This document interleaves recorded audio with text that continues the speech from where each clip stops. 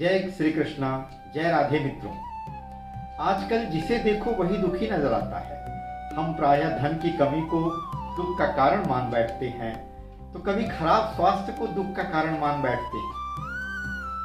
कभी किसी के द्वारा अपमानित होने पर दुखी हो जाते हैं, तो कभी दूसरों से बराबरी करने में अपने को किसी मामले में कमतर समझ करके हम दुखी हो जाते हैं। कभी किसी के कटु वचन को सुन करके हम दुखी हो जाते हैं।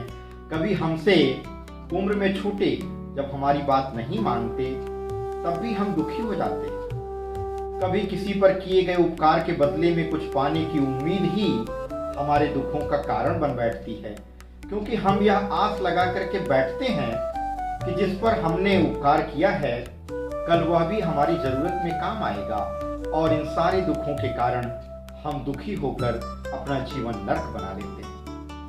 हम इन सभी दुखों के मूल में जाकर यह नहीं सोचते कि इनका मूल कारण क्या है।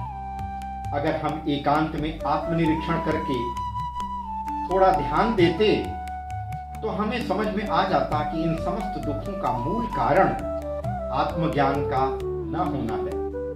आत्मज्ञान के अभाव में ही व्यक्ति जितना उसके पास है उसके लिए ईश्वर का धन्यवाद न दे करके हमेशा परेशान रहता है।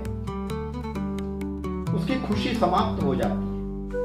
इसी आत्मज्ञान के न होने के कारण ही व्यक्ति मान अपमान से विचलित हो जाता है। व्यक्ति समझ नहीं पाता कि वह ईश्वर का अंश है, वह अजर और अमर है।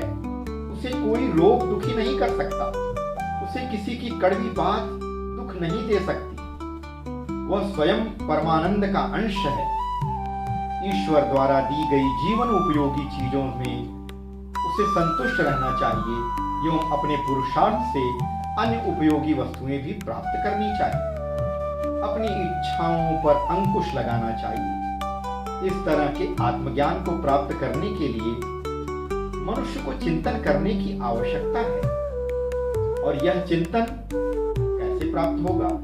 यह चिंतन तो उसे सत्संगत से प्राप्त हो सकता है, अच्छे गुरु से भी प्राप्त हो सकता है अगर वह अच्छे गुरु की शरण में जाए तो, अच्छी पुस्तकों के अध्ययन से प्राप्त हो सकता है, अध्यात्म से प्राप्त हो सकता है, ईश्वर की आराधना से प्राप्त हो सकता है। तो सज्जनों, अपने दुख का कारण संसार में ना ढूंढकर अपने अंदर ढूंढिए। जिस दिन आपने ऐसा करना शुरू कर दिया, आपका दुख सुख में परिवर्तित हो जाएगा, सुख में बदलना शुरू हो जाएगा।